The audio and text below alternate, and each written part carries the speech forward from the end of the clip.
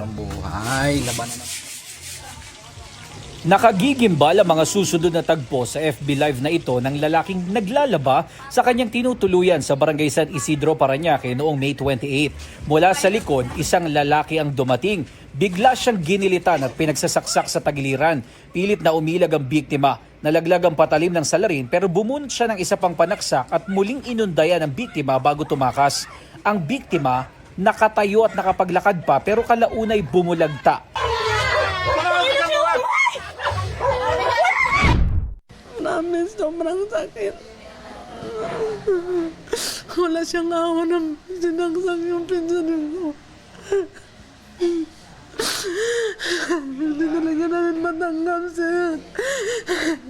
Nakausap pa raw ang biktima ng kanyang pinsan at nagpadala ng pera ilang oras bago ang krimen. Hanggang napanood nila ang live stream ng pinsan at tawagan sila ng isang doktor. Dok, buhayin mo, Dok, hanggang mamatay siya.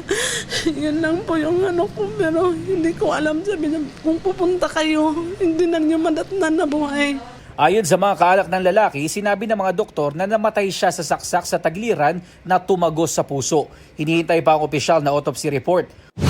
Umabot sa Makati City ang pagtugis ng Parañaque Police.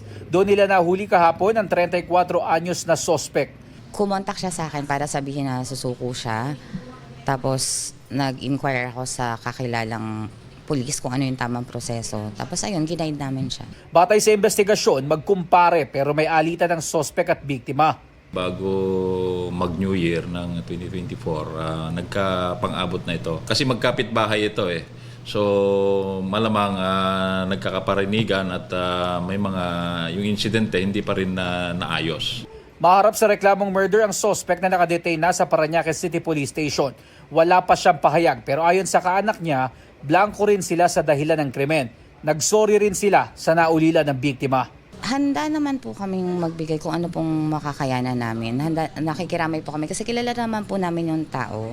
Jomer Apresto, GMA News.